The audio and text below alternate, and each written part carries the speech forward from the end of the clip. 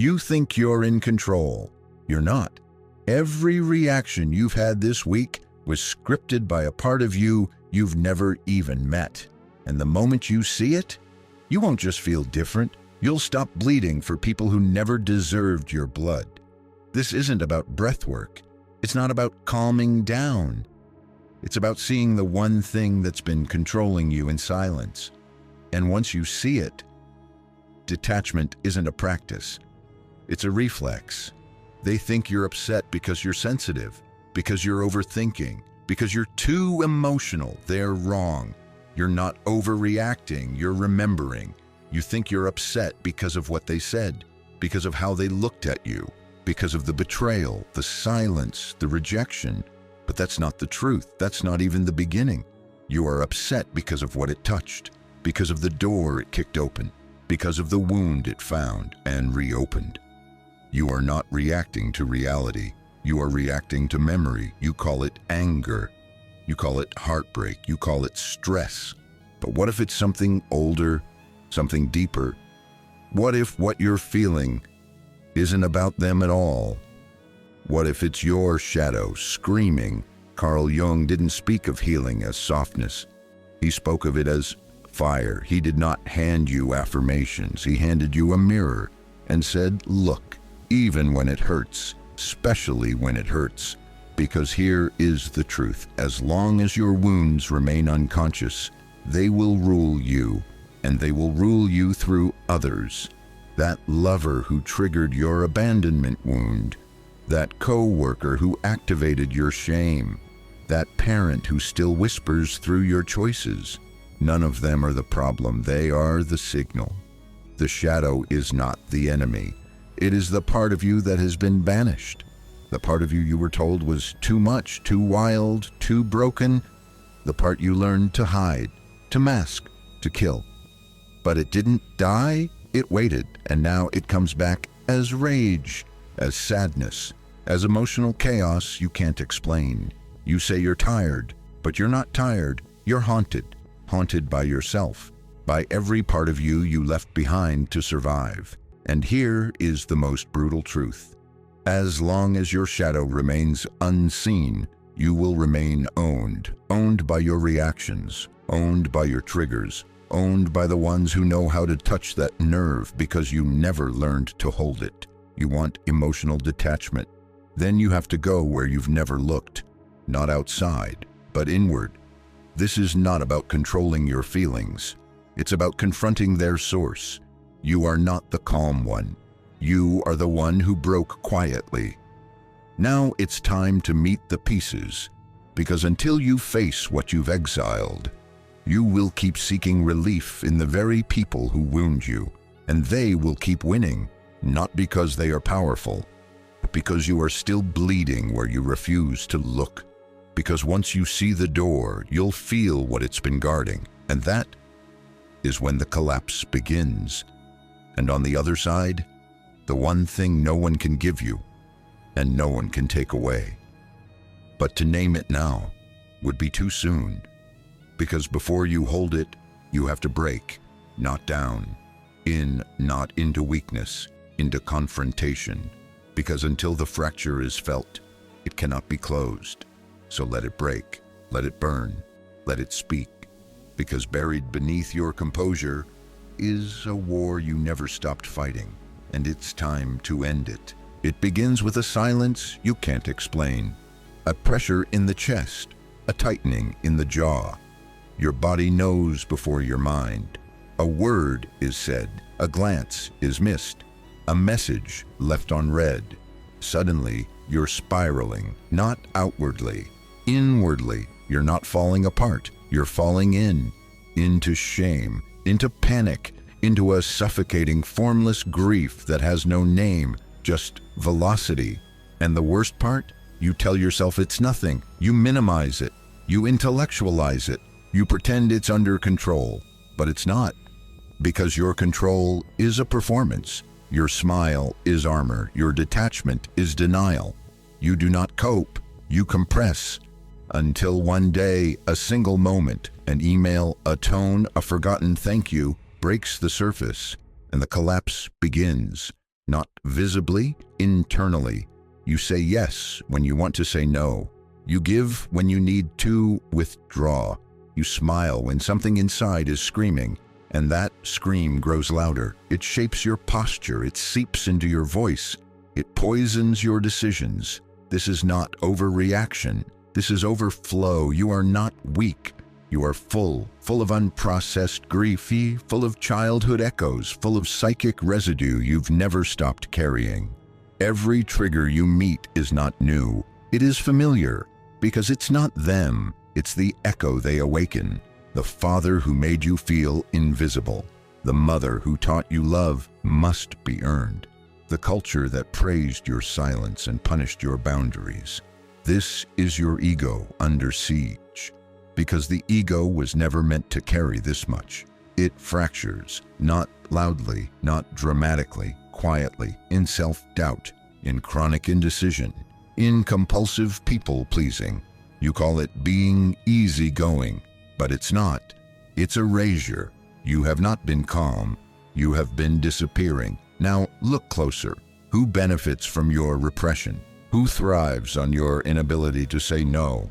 Who keeps returning because you keep reacting? You think you're choosing peace, but you're choosing paralysis, because peace isn't the absence of conflict, it's the presence of self. And that presence, you abandoned it. The day you chose comfort over confrontation. The day you said yes when everything inside was screaming no. The day you swallowed the truth to keep the peace. But here is the cost. Every time you abandon yourself to avoid tension, you deepen the war within. You think you're regulating, you're not. You're leaking. Psychic energy, soul fragments, sacred fire. Given away in every moment you perform a false self. And the world? It doesn't thank you. It consumes you. You are not broken. You are unreclaimed. And until you gather your pieces, until you retrieve your voice from the rooms where you silenced it, until you confront the fracture, you will remain whole in appearance and hollow in essence. Now comes the decision. Collapse further or confront the source. Not for peace, but for power. Not to feel better, but to become whole. But power has a price. And it never asks for comfort. It asks for truth, the kind you buried so deeply, you stopped recognizing its voice. You thought the collapse was the end. It wasn't. It was the knock, the summons, the signal that something ancient had awakened. You've met the surface of your pain. Now it's time to meet its architect, and for that, you'll need the blade. Not the weapon in their hands, the one hidden inside your chest, the one you forged in silence when you decided survival was more important than truth. Carl Jung called it the shadow. But you call it a bad mood. You call it just how I am. You call it 1,000 things to avoid calling it what it is. Your power, buried, mutated, projected. What you deny in yourself, you hunt in others. You shame people for seeking attention, but secretly crave to be seen. You mock the arrogant, but ache to be powerful. You criticize the needy, because their hunger looks too much like your own. This is projection, and projection is the shadow's favorite disguise. The parts of yourself you refuse to integrate will not vanish. They will disguise themselves as the people you hate. You are not angry at them. You are angry at the freedom in them you're still afraid to claim. You resent the confident because your self-worth still comes from being agreeable. You envy the assertive because you were taught submission is safety, but submission is not peace. It is quiet captivity. This is not your fault, but it is your responsibility. Jung said, until you make the unconscious conscious, it will direct your life, and you will call it fate. This is fate, rewritten, because now the unconscious is in the room. Now the mask is cracking. Now you realize what you haven't integrated, you keep attracting. Every betrayal, every rejection, every humiliation Archetypes, echoes, symbols, all sent by the psyche to confront you with the parts you have yet to reclaim. The narcissist, a mirror for the self you buried. The manipulator, a reflection of your own covert needs. The ghoster, a replica of your own emotional disappearance. You've been living as half a self, and half a self must always seek completion outside. This is why your boundaries collapse. This is why your peace is temporary. This is why your energy leaks through every unclaimed aspect of your identity. Because when the shadow is rejected, it doesn't die. It waits, and it chooses your partners, your friends, your enemies. So you can finally see what you keep refusing to feel. Nietzsche called this the will to power. But power doesn't begin by conquering others. It begins by owning your shadow. You do not become sovereign by pleasing. You do not become sovereign by being good. You become sovereign when nothing inside you can be used against you. This is the death of the ego, not the polished ego you present to the world, the scared one beneath, the one who needs to be liked to feel real, the one who traded presence for performance, silence for approval, selfhood for security. You thought being harmless made you holy. It didn't. It made you a tool. The herd loves your softness because it means you won't make them uncomfortable, because it means you'll keep bleeding quietly. But now, that mask is melting, and the shadow is speaking, not to destroy you, to restore you, because every shadow contains a gift: your rage, boundaries, your envy, direction, your shame, unclaimed brilliance. Jung didn't ask you to destroy the shadow. He asked you to turn toward it, to give it language, to give it form, because once it is seen, it becomes strength. But to do that, you must let the ego die, the version of you that needed to be acceptable, to be nice, to be chosen. Let it burn, so something heavier can rise, not louder, clearer. Now you see, you weren't afraid of being abandoned. You were afraid of being seen. And once you see yourself, the game ends. Because nothing outside you can threaten what you have already integrated within. Welcome to the threshold. The archetypes have crumbled. The mirror has shown you your double. Now there's only one thing left: to step back into yourself and feel what's been waiting there. Not peace, not relief, but the raw weight of what you never fled successfully. The false self is gone. The mirror is empty. And what remains doesn't perform. It watches, and in that watching, clarity begins. So what happens after the fracture, after the shadow speaks? After the self you buried steps forward and refuses to leave? You don't return to normal. You don't rebuild the mask. You stand in the smoke and wait, because what rises from here is no longer a reaction. It's you. Now breathe, not because it's over, because you've stopped running. This is the moment after the mirror shatters, the silence after the scream, the stillness after the mask falls to the ground and doesn't move. You are not free yet, but you are facing the door, and that is everything. Emotional detachment isn't a technique. It isn't breathwork, journaling, or numbing out. It's ownership. Ownership of what lives inside you. Ownership of the narratives that ran your life. Ownership of the truth you kept exiling in the name of peace.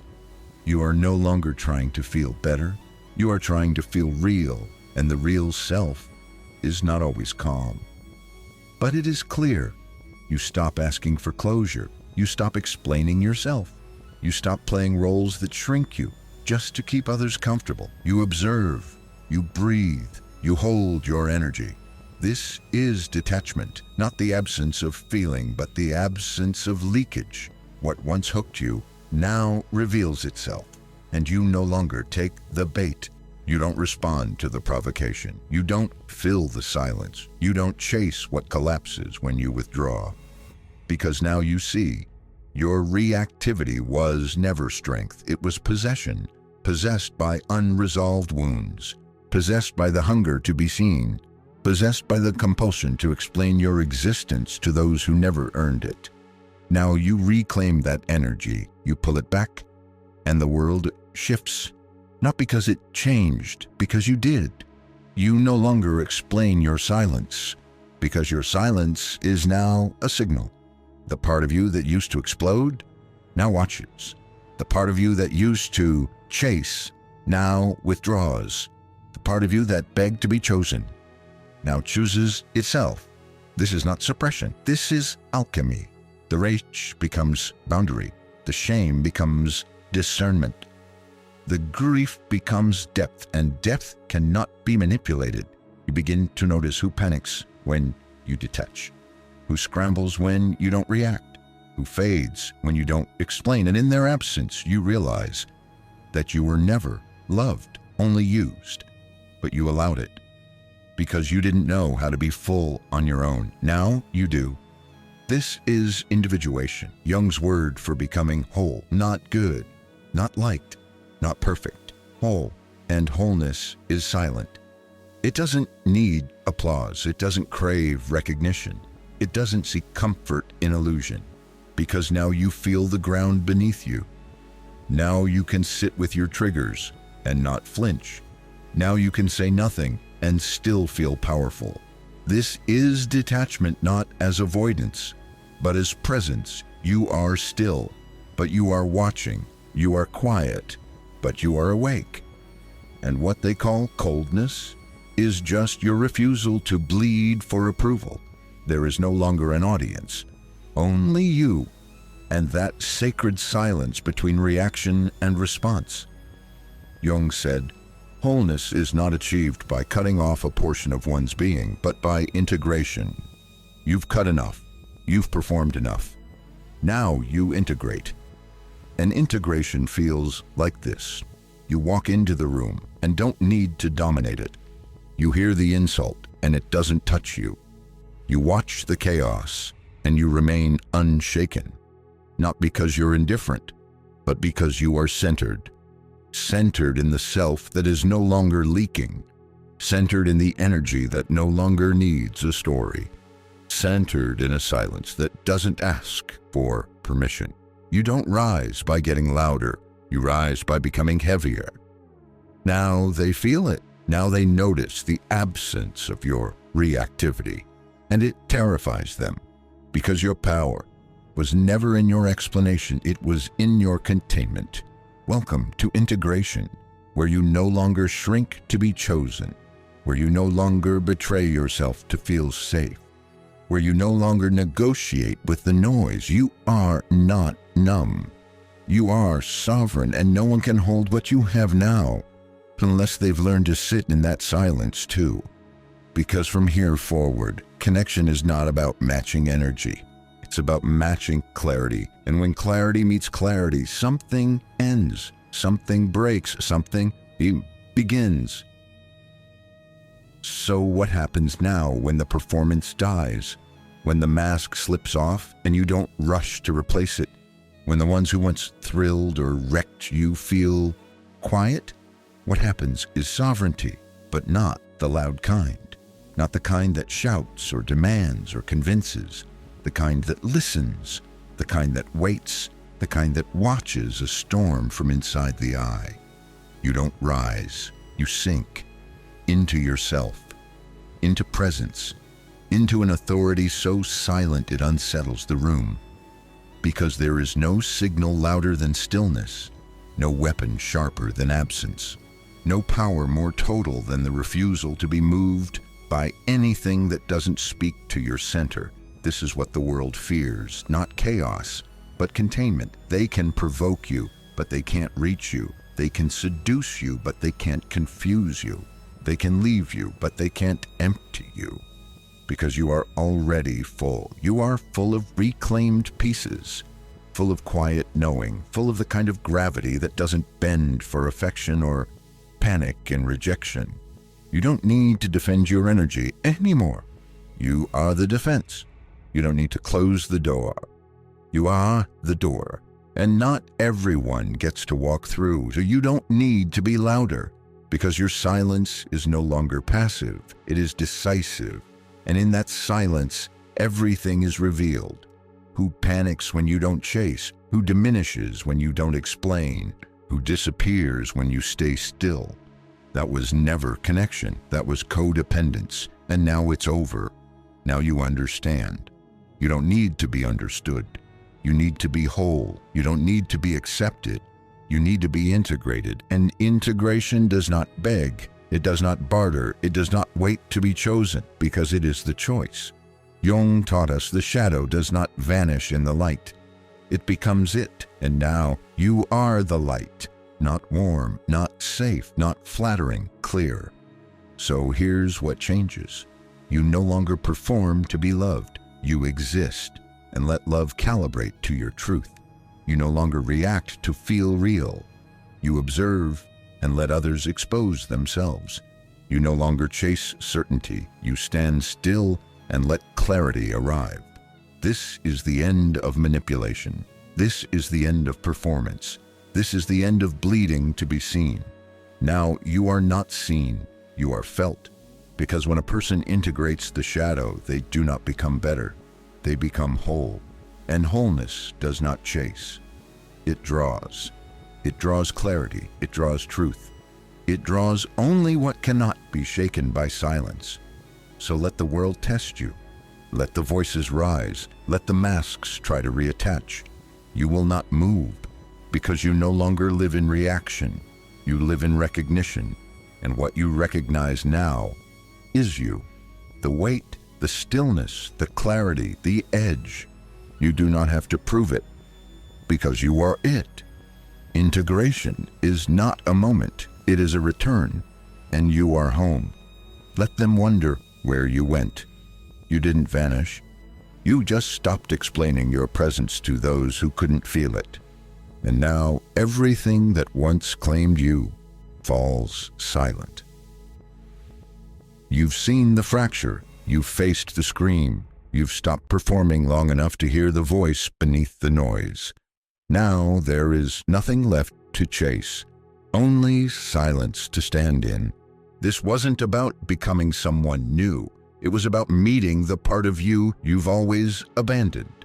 Now you are no longer moved by who misunderstands you. You are moved only by what resonates. You do not belong to the chaos. You do not serve the performance. You do not react to ghosts. You stand in full gravity and full clarity, in the kind of presence that does not knock, it enters. And as you enter your next moment, your next conversation, your next silence, watch what collapses. Watch what withers when you don't feed it. Watch what emerges when you stay. Because presence reveals, not just others, but you.